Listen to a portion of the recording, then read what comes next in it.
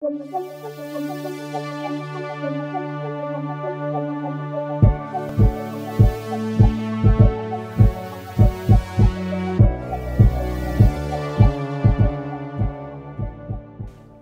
tout le monde et bienvenue dans cet épisode de discussion de Dans l'ombre du dragon suite à notre partie de Thirsty Sword Lesbians. Donc avec encore une fois notre invitée Elsa Ludipsy qui est avec nous. Donc bonsoir, j'espère que tu vas bien. Bonsoir, oui, je vais super bien. Merci encore de l'invitation. Merci à toi, puis c'est le fun d'avoir que tu sois là pour discuter de tes impressions et de ce que tu as pensé du jeu aussi. On est habitué de faire ça entre nous, fait que c'est le fun d'avoir des opinions aussi extérieures pour une fois. Donc... C'est bon, j'ai arrivé, je m'y oppose. Donc, sois honnête avec tes opinions, on n'est pas commandité par personne, puis on n'est pas payé, point. Vous êtes pas payé? Ah, c'est ça. T'as pas reçu ton chèque de Evil Hat Games? Fait que je vais laisser Maglou présenter un petit peu le jeu. Oui, fait que, comme Étienne a dit, nous autres, on a joué à Thirsty Sword Lesbian, qui est un jeu qui a été écrit par April Kit Walsh et qui est édité par Evil Hat Production, qui est une maison d'édition qui est quand même spécialisée avec les jeux indépendants, donc très très intéressant.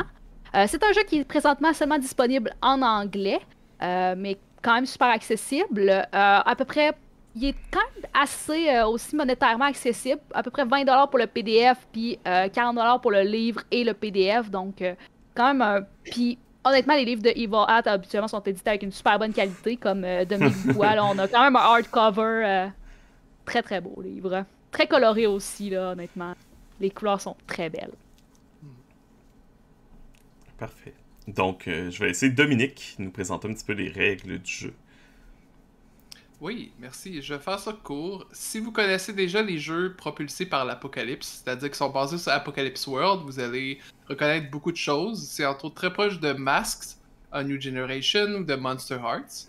Je dirais que qu'est-ce que ça amène, beaucoup de jeux-là, c'est des actions qui sont axées vers la romance, vers l'action. Mais par exemple, il y a une action qui est fight, qui permet de faire des combats, qui permet de rendre ça très abstrait, mais le but des combats, c'est pas de tuer l'autre avant qu'il nous tue, c'est de faire des scènes qui sont romancées, qui sont... dans laquelle deux combattants peuvent tomber amoureux, amoureuses.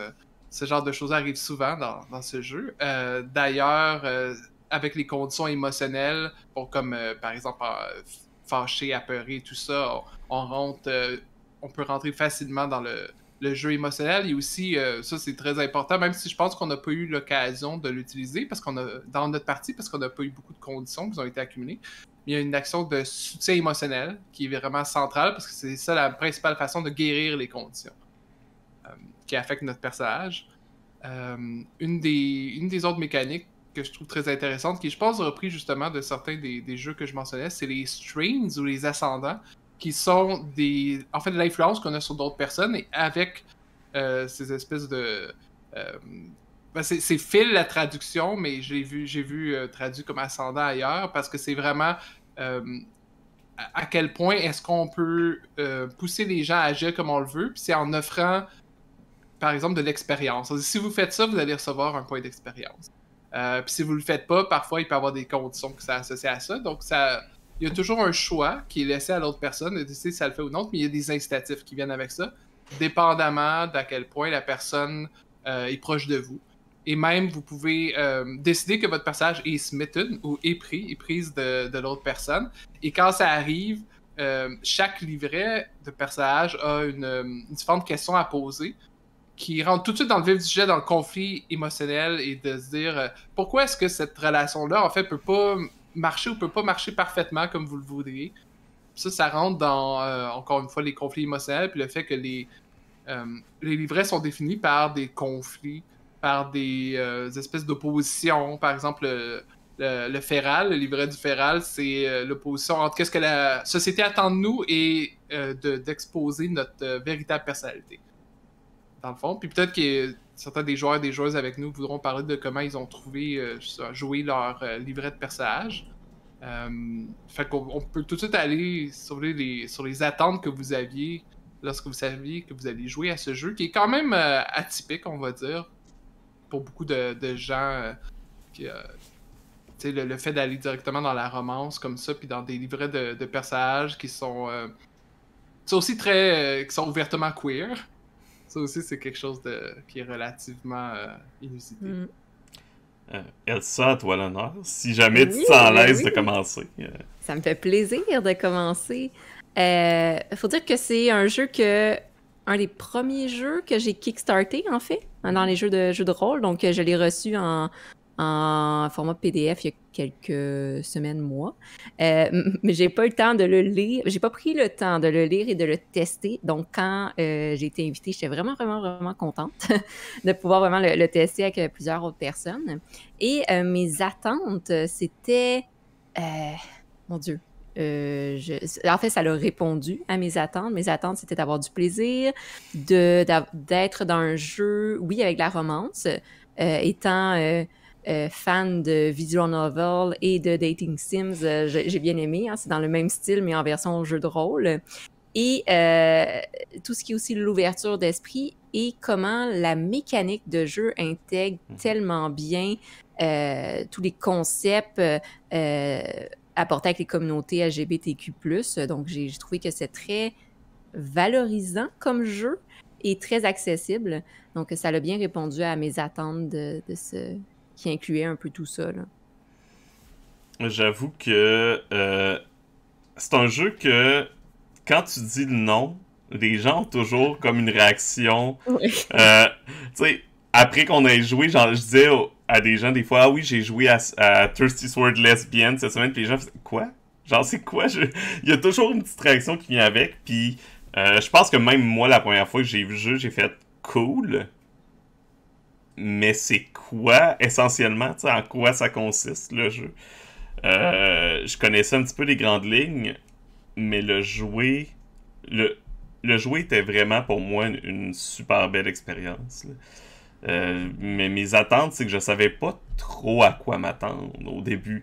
Je savais qu'il y avait des thèmes queer, mais je me demandais comment ça allait être incorporé. Tu sais, quelle importance que ça prenait, etc.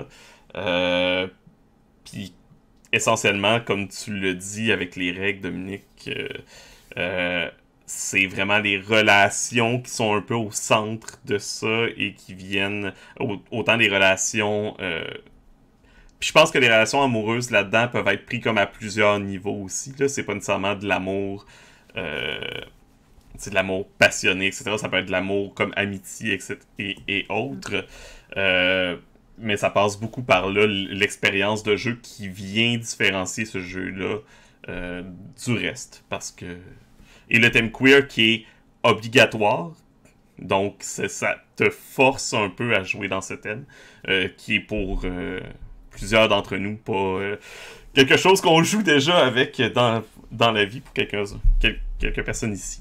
Mais donc, c'est ça, c'était plaisant de voir ces thèmes-là abordés. Je trouve ça quand même intéressant, Étienne, que tu mentionnes en effet le titre, parce que moi aussi, j'ai à peu près eu la même réaction que toi, t'as observé, là, je veux dire, je disais à du monde, ah oui, fait qu'on va essayer Thirsty Sword Lesbian, puis le monde était comme, mais quoi, là, genre, c'est comme, pourquoi est-ce que c'est comme, pourquoi c'est ça le titre, là, genre, puis c'est quand même très, moi je trouve c'est quand même très intéressant d'avoir ce titre-là, parce que la plupart des jeux de rôle qu'on va voir, comme la sexualité est jamais comme mis à l'avant ou exploré volontairement. Je veux dire, oui, on a toutes les histoires du bard qui essaie de séduire n'importe quoi, là, mais comme que le jeu, mécaniquement, essaie de venir explorer la sexualité, puis même la sexualité queer, la sexualité féminine, en dehors, comme comment est-ce qu'on l'aperçoit dans la société, puis de vraiment explorer ça. Moi, personnellement, j'ai trouvé ça super intéressant que le jeu amène comme ce regard franc-là, puis c'est pas un jeu comme 3X 18 ans et plus, mais ça a une volonté d'explorer la sexualité, puis les relations et tout ce qui vient avec, puis les relations émotionnelles au travers de ça. Fait que je trouvais ça particulièrement intéressant dans le jeu, puis comment est-ce qu'on l'a expérimenté, là. Ben, c'est ça, dans le fond, que moi, j'avais... Les attentes étaient... Tu sais, si on regarde la couverture, c'est rose et mauve. T'as comme deux personnes qui se battent, mais qui s'embrassent en même temps. Fait que, tu sais, moi, je suis vraiment partie là, sur ce côté-là, comme humoristique, mais qu'on amène la joie en même temps, tu sais, que le combat, c'est pas du vrai combat, mais c'est plus un conflit qui amène à autre chose. Donc, c'est ça. Vraiment, je me suis basée là-dessus. C'est ça, il y a plusieurs niveaux d'amitié. Moi, mon personnage, c'était plus le côté amitié avec ces fameux cactus qu'elle voulait donner à tout le monde, qui était son animal de compagnie. Donc, mais c'est ça, j'ai vraiment... Puis là, c'était ça que je me demandais. On n'avait peut-être pas discuté tant que ça avant, mais le ton qu'on voulait donner à notre partie, ben, j'imagine qu'un autre groupe peut donner un ton complètement différent, ou même avec les mêmes personnages, le même scénario. Donc, moi, en tout cas, je suis partie vraiment dans le côté fantastique, bonheur, joie, et c'était vraiment au niveau de ce ton-là que je le voyais. Puis c'est ça que ça a donné. J'étais très contente de dire. J'allais dire, même si on s'était entendu de faire ça super sérieux, à partir du moment qu'il y avait un capitaine concombre, on pouvait plus. C'est vrai. Toi, Dominique, en tant que Game Master, c'est ça? Ouais. Comment t'as trouvé ça? Ouais, ben, pour rejoindre un peu ce que Jocelyne disait, c'est effectivement pas mal important de s'entendre sur le ton dans n'importe quel jeu, je pense, mais particulièrement celui-là, puis l'autrice le mentionne à plusieurs reprises, il faut être sur la même page, puis c'est pour ça qu'il y a différents types de scénarios puis d'univers aussi qui peuvent proposer différents types d'expériences, comme nous, on a directement été avec un scénario qui se retrouve derrière dans le livre et qui est très léger, très power fantasy.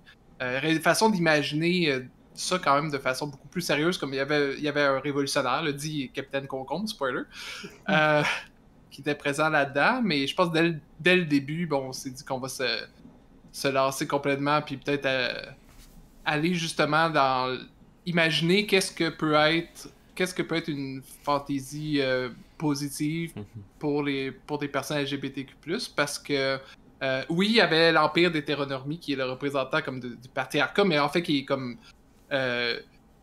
vraiment plus intense, là, qui est supposé être aller dans l'absurde, mais vos personnages venaient d'une civilisation qui est beaucoup plus ouverte, puis tu sais, je vous ai pas arrêté à tout moment en vous disant bon désolé, ça se fait pas là. Oui, il y avait des forces qui étaient contre vous, mais c'était clair dès le départ que vous alliez pouvoir que l'amour allait réussir à tout changer d'ici à la fin, mais puis il y a différents types d'univers, on peut y revenir, mais tout ça, ça peut vraiment aider à mettre le ton, puis ça peut aussi aider les gens justement qui pourraient être peut-être réfractaires parce qu'ils savent pas comment approcher un titre, puis ce qui est peut-être comme un ovni comme ça dans le monde du jeu de rôle, mais fait que, moi en tant que maître de jeu, je pense que c'était important de proposer quelque chose puis de mettre d'avant le ton qu'on veut faire, puis il n'y a rien qui empêcherait après d'essayer d'autres parties avec des tons différents. Mais moi, le type de partie qu'on a faite, j'ai vraiment aimé ça, là. Ça m'a fait plaisir qu'on puisse juste se lancer là-dedans sans avoir à s'en faire trop avec... Oui, la représentation, tu sais, je pense que la représentation vient avec le jeu, mais en tout cas, moi, je sais pas pour vous, mais je n'ai pas senti comme de barrière, comme à faire attention à ce qu'on fait. On a été...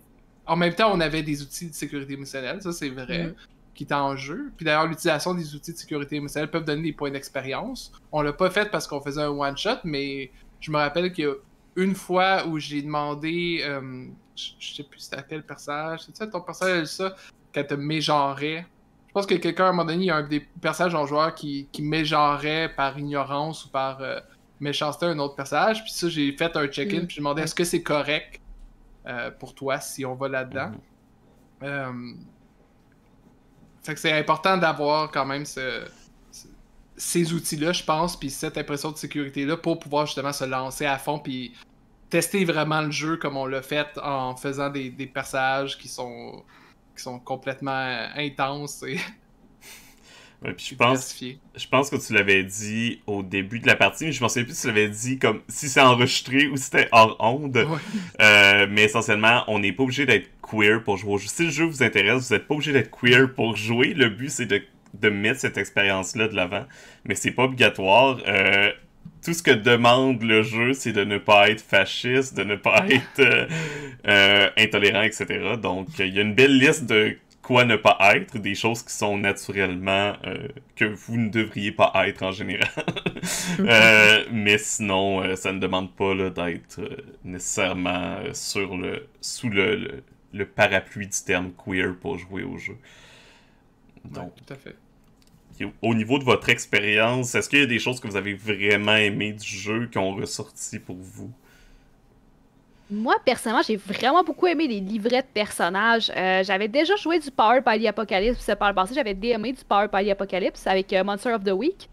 Puis dans ce jeu-là, j'avais pas aimé les livrets parce que je trouvais ce qui était extrêmement restrictif, qui mettait ton personnage très précisément dans une direction que tu avais comme pas beaucoup de latitude pour interpréter ton personnage différemment. Dans Thirsty Sword Lesbian, les personnages sont des archétypes. Oui, puis t'as des lignes directrices un peu d'histoire, mais j'ai trouvé que le jeu avait beaucoup d'espace pour interpréter ton personnage différemment. Tu peux faire deux personnages avec le même livret, ils vont filer d'une façon différente, ils peuvent être interprétés d'une façon différente. Même le livre t'offre différents sous-archétypes dans ces livrets que tu peux, comme de la façon dont tu pourrais interpréter les personnages. Donc, j'ai trouvé que c'était, par rapport à mon expérience passée avec des Power by the Apocalypse, honnêtement, ce jeu-là te permettait de créer des personnages un petit peu plus à ton pied que ce que le jeu te propose originellement.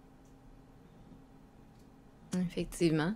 Personnellement, ce que j'ai beaucoup aimé dans le scénario, exemple qu'on a fait, vu que c'est un des scénarios suggérés, avec tout ce qui est le... Comment je pourrais nommer ça? L'effet inverse, en fait. Je trouve ça intéressant d'expérimenter. C'était un univers, mais totalement différent de ce que c'est la réalité actuelle. Donc, ça nous permet vraiment d'aller dans l'empathie puis de nous mettre vraiment dans la place de quelqu'un d'autre puis de voir comment les choses seraient si ça serait totalement l'inverse. Puis aussi le fait que dans l'univers d'hétéronormativité, il y avait vraiment un aspect très exagéré aussi, mais l'amplification amener quand même une certaine réflexion sur... au final, c'est un peu comme la réalité. Oui, c'est amplifié, mais il y a des aspects dans lesquels on... C'est une petite touche humoristique de dire, ouais, c'est vrai que des fois, on retrouve ça dans la société, puis c'est pas... on peut pas réagir de la même manière, mais je trouvais ça un clin d'œil intéressant, justement. Là. Je pense que c'est un jeu... En y jouant, je me suis sentie comme la couverture du livre, c'est-à-dire je me suis sentie colorée et vraiment joyeuse. Exemple, le personnage que j'avais, c'était The Beast, ou j'imagine la bête en français. Là. Et justement, vu qu'il n'y avait pas de limite non plus dans comment on peut vivre le personnage, j'ai essayé d'y aller vraiment à fond dans des choses qui étaient réalistes avec mon personnage. Ça m'a vraiment... C'est très plaisant. Ça a été vraiment juste du pur plaisir de pouvoir se laisser aller sans limite. Puis je pense que c'est un peu ce que le jeu veut mettre aussi en place avec le parapluie queer, de dire, ben, tu sais, on est en plein dans l'ouverture d'esprit. Je pense que c'est le terme, en fait, que j'ai central de Thirsty Sword Lesbian qui ressort pour moi. C'est vraiment l'ouverture d'esprit. Une chose, moi, que j'ai vraiment beaucoup aimé, c'est le côté, justement, les relations qui sont mises de l'avant, puis le flirt. C'est quelque chose que j'aime dans les jeux, puis que je trouve qu'il n'y a pas assez.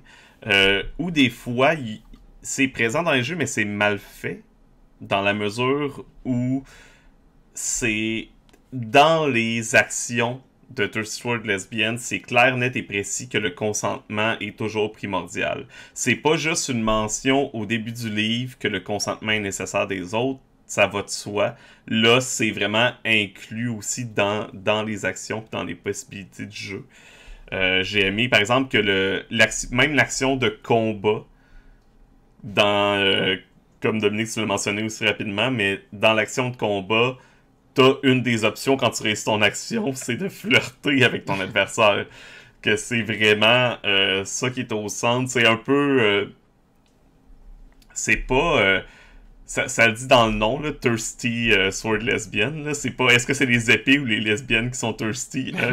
C'est à voir. Mais je pense que c'est plus le deuxième... dans le cas du jeu. Puis ça donne une dynamique différente des autres jeux de rôle. ça donne l'occasion de jouer un peu dans ces relations-là sans être trop stressé, puis sans avoir peur nécessairement, soit d'être mal à l'aise, de mettre l'autre mal à l'aise, parce que avec les outils, avec tout ce que le jeu met en place, on a cette barrière qui permet, je pense, de jouer là-dedans sans crainte. Là. Ouais, vas-y. Ben aussi, ce que je trouve intéressant dans le jeu, c'est que les relations sont vraiment beaucoup à l'avant, puis le flirt et tout ça. Le livre te donne une liste de suggestions de choses que tu peux faire en flirtant, puis ça peut quand même être intéressant pour du monde qui sont comme moins à l'aise avec ça, d'avoir ces idées-là, puis des façons comme par exemple, tu pourrais relever le menton de la personne avec le bout de ton épée, ou tu pourrais lui faire un petit bisou sur la joue, des choses comme ça. Fait que c'est quand même intéressant parce que non seulement le livre met les relations puis le flirt à l'avant, mais il donne aussi des idées pour faciliter, puis des pistes pour faciliter ce genre d'interaction-là. Mm-hmm.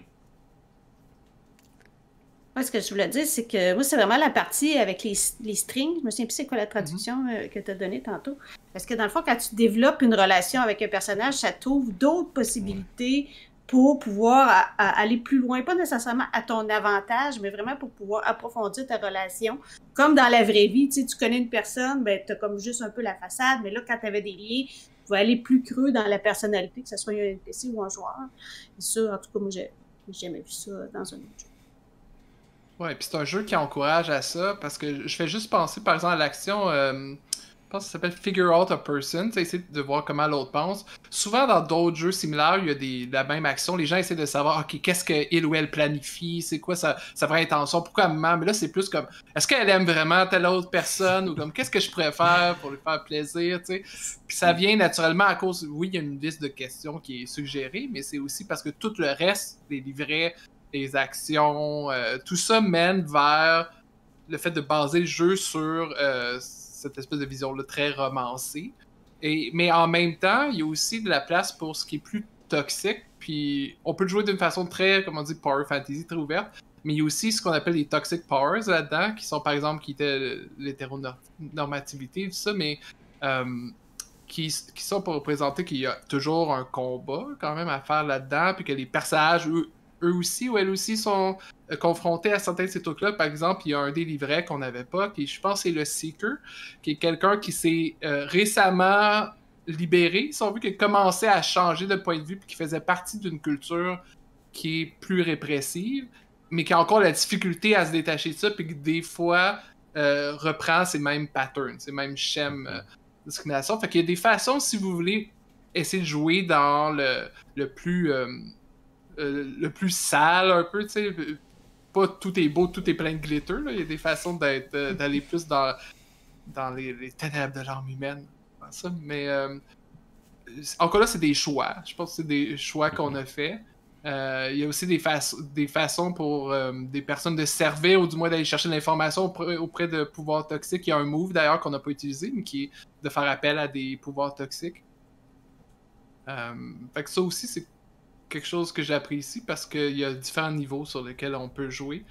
Puis les livrets aussi ont tous des conflits qui sont intrinsèques, qui peuvent aussi faire appel à ces aspects-là qui sont un peu plus sombres. Sinon, est-ce qu'il y a des choses que vous avez moins aimées? C'est correct s'il n'y en a pas. Parce que moi, personnellement, je pense rien au comme ça. C'est un, comme on dit, c'est un jeu propulsé par l'Apocalypse. Moi, ces jeux-là, j'en ai, je pense, une vingtaine différentes dans ma bibliothèque. Là. C'est un type que je suis habitué et que j'aime beaucoup. Fait que, tu sais, les défauts que je peux trouver viennent plus des petits défauts que j'ai pour le système de propulsé par l'Apocalypse, qui est un système que j'adore à la base quand même. Plus que pour le jeu, je pense. Mais sinon, personnellement, j'ai rien à dire de vraiment négatif. C'est vrai que c'est dur de trouver de quoi de négatif. Là. Moi, j'ai adoré le jeu. Ça faisait longtemps que j'avais pas ri de même dans une game de jeu de rôle. Là. On pourrait dire que le jeu nous a séduits, c'est ça. Oh. Je dirais, c'est même pas quelque chose de négatif pour moi. C'est plus comme une parenthèse. Disons que peut-être que c'est un jeu justement qui pourrait ne pas convenir à certaines catégories d'âge ou certains profils de joueurs. Mais au final, il y a ça pour toutes sortes de jeux, mais tu sais, ça reste que la thématique centrale, le queer, le sentiment aussi d'appartenance et communauté LGBTQ+. Il faut, tu sais, ça se fait dans le respect et l'ouverture d'esprit, donc peut-être que certains profils de joueurs pourraient ne pas apprécier ou pourraient, ben, tu l'as nommé un peu Étienne tout à l'heure, là, il y a des choses à ne pas faire. Donc si vous cochez dans ces choses à ne pas faire, ben, c'est correct d'essayer un autre jeu. J'allais poser la question, puis je me réponds moi-même en la posant, mais est-ce que... c'est un peu la question que j'ai posée tantôt, tu sais, est-ce que selon vous, il faut avoir une certaine proximité au sujet pour jouer? Parce qu'on a dit qu'on n'est pas obligé d'être queer, mais j'ai l'impression quand même, juste quand on dit le nom, juste quand on a eu l'expérience de dire le nom du jeu auquel on jouait autour de nous, j'ai quand même l'impression que si c'est pas des sujets qui touchent une personne en général, c'est peut-être pas le jeu pour cette personne-là. Ça peut être une expérience super positive, ça peut aider la personne à mieux comprendre ces thèmes-là potentiellement, mais j'ai l'impression que les gens qui sont pas peut-être en contact avec les thèmes queer ou autres vont rechercher à jouer à un jeu qui s'appelle Thirsty Sword Lesbian, on s'entend. Le jeu, en effet, utilise beaucoup comme de code puis d'assumer de la culture queer, là. Justement, le fait que, genre, woman with swords, puis ces genres-là. Il y a en effet beaucoup de thèmes qui sont très, très intrinsèques à la culture queer que des gens de l'extérieur pourraient avoir de la difficulté à comprendre même. Comme on a vu avec le titre, là. Mais je dois lui donner ça quand même. Il y a un lexique à la fin de plusieurs termes queer. Par exemple, il y avait comme... Il y avait Ace, il y avait des trucs qui sont plus... Il y avait même, je pense, peut-être des insultes ou des choses comme... Ou des choses que vous pouvez dire, mais vous pouvez pas dire, parce qu'il y a comme un move qui s'appelle, par exemple, je pense que c'est le Beast, qui s'appelle genre Big Dyke Energy ou quelque chose, mais... mais ce mot-là, tu sais, ce mot-là qui commence par D, c'était comme une insulte, mais qui a été réapproprié, comme on peut voir dans... Ben, même le mot queer, à la base, était une insulte qui a été réappropriée dans certains milieux, dans d'autres milieux, pour certaines personnes, c'est même pas encore fait. Fait que c'est vrai qu'il y a un aspect du langage, puis de maîtriser un peu les codes, mais je trouve que l'écriture est quand même faite d'une manière qui nous amène à peut-être comprendre, même si on baigne pas là-dedans, mais c'est vrai qu'après ma barre, si tu prends le jeu dans une boutique, par exemple, ma copie, je l'ai pris à Montréal au Valet de Cœur. Puis j'étais vraiment content de le voir. Puis il faut pas que personne d'autre le voit. Parce que c'est le seul exemplaire. Puis je vais pas le ramener chez moi. Mais c'est sûr que ça peut détonner un peu à côté d'autres jeux classiques. Mais en même temps que je dis ça, je repense à Vampire, par exemple. Il y a des gens qui jouent des vampires sexy depuis les années 90. Là. On peut pas dire que c'est pas sexualisé des vampires là, dans la version World of Darkness. Fait que même l'aspect sexualité, où je repense au Book of Erotic Fantasy de la 3e édition de Donjons Dragons, que beaucoup de monde d'ailleurs de nos jours disent « Ah oui, je pense à ça, puis c'était une bonne ressource. » J'ai pas vraiment de jugement parce que je l'ai jamais fait plus que le parcourir, mais c'est des choses qui existent quand même. Il y a aussi des jeux juste de romance. Comme Blue Rose, je pense qu'il y a un jeu de rôle de romance. Il y en a quelques-uns comme ça. C'est juste que ce jeu-là, Thirsty Sword Lesbian, est très clair et transparent dans ce qu'il essaye de faire. Puis ça peut déstabiliser certaines personnes. J'aurais tendance, genre ça comme ça, là, j'aurais tendance à dire que peut-être que l'importance principale, ce serait que le ou la MJ, meneur-meneuse de jeu, ait quand même une certaine base de connaissances par rapport au langage, justement, ou même qui appartiennent à la communauté, aux communautés LGBTQ+, juste pour être capable de recentrer, justement, ou faire un peu d'éducation au fur et à mesure aussi avec les joueurs, joueuses. C'est ça, je me demandais le potentiel de démystification que ce jeu-là pourrait apporter. Je sais pas. Mais c'est ça, je pense que ça prend effectivement quelqu'un qui est un peu, au moins dans le rôle du Game Master, qui est relativement familier avec les termes. J'adore tellement ce terme-là pour la personne qui dirige le parti, le Game Master. C'est parfait. Est-ce que, la question qu'on pose d'habitude, est-ce que vous rejoueriez une autre partie? Je pense que c'est pas mal unanime. Pas avec n'importe qui, mais avec vous, oui. On a des licornes à les sauver en plus. Oui, c'est ça, exactement. Mais c'est... Oui, vas-y, ça. Oui, Étienne. J'allais dire, juste pour vous dire, j'ai tellement aimé que je suis en train de me préparer pour être Game Master, j'aimerais que ça soit ma première expérience de MJ comme jeu, parce que j'ai vraiment aimé l'univers. Puis je vois on parlait de démystifier, on parlait d'ouverture, d'éducation, je vois le potentiel du jeu là, à ce niveau-là. Mais c'est ça, je pense que ça prend quand même de jouer avec des gens qu'on est... Il y a les outils qui sont là, mais je pense qu'il faut être relativement à l'aise.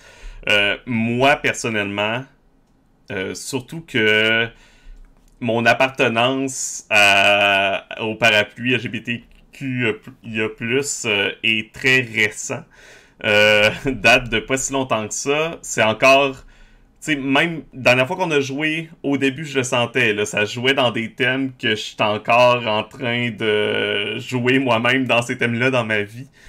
Fait que c'est une expérience plus personnelle que je l'aurais pensé à la base, ce jeu-là. Fait que c'est sûr que personnellement, je ne jouerais pas avec n'importe qui. Faudrait que je sois sûr et certain de la table avec qui je joue. Mais sinon, j'ai adoré l'expérience. Moi, c'est ça. Un jeu qui, avec chacune de ses actions, me donne l'occasion de jouer sur des relations et du flirt. Je suis aussi un fan de visual novel. Donc, clairement que c'est mon genre de jeu. On peut jouer dans divers univers. Tu sais, comme je disais plus tôt, il y a vraiment plusieurs cadres. Il y a des cadres complets de campagne, il y a des cadres juste d'aventure, il y a juste des idées lancées comme ça. Je vais juste vous en mentionner quelques-uns des cadres. Il y a la ville cyberpunk de Neon City 2099. Il y a le monde steampunk de Violettes Dangereuses, l'univers de Starcross Galaxy. Il y en a un, il me semble qu'il y a une suggestion de thème qui s'appelle comme Gal Paladins. C'est juste comme des paladines qui sont dans le monde comme classique de fantasy, sauf que qu'ils sont toutes lesbiennes. Les Paladins of the Gay Agenda. Ouais, c'est ça. Il y en a vraiment pour tout le monde. Là. Puis il a sorti une extension récemment sur Kickstarter. Oui. Ça s'appelle Advanced Lovers and Lesbians. C'est ça. Avec une parodie d'une couverture d'un vieux livre de Advanced Dungeons and Dragons. Fait que c'est un jeu qui a un petit côté humoristique qui l'assume, je pense, très bien. Là. Même si le jeu est pas nécessairement humoristique, il y a un côté... un côté défiant un peu de la société actuelle. Subversif. Ouais, c'est ça, subversif, c'est le bon terme. Ouais. Autant du jeu de rôle en général que des thèmes. Donc, je pense que c'est tout. Je pense que ça fait pas mal le tour. Je sais pas si vous avez quelque chose à rajouter avant qu'on conclue. Je pense que ça va pour tous. Parfait. Donc, merci encore de ta présence avec nous, Elsa. Merci énormément. Ça a été vraiment un plaisir de discuter et de jouer avec toi. Tu peux nous rappeler une dernière fois où les gens peuvent te retrouver? Où les gens peuvent me retrouver? Oui! Ils peuvent me retrouver... j'ai ma page et mon groupe Facebook de Ludipsy Ludique et la chaîne YouTube de Ludipsy aussi, si vous voulez toutes sortes de contenus sur le jeu de rôle, jeux de société et jeux vidéo santé mentale aussi. Puis également sur Instagram et TikTok. Donc, un peu partout sur les médias sociaux. Parfait, magnifique. Donc, sur ce, encore une fois, merci et on vous dit à la prochaine tout le monde. Bonne soirée, bonne journée. Et on se revoit dans un autre podcast. Bye! Bye bye!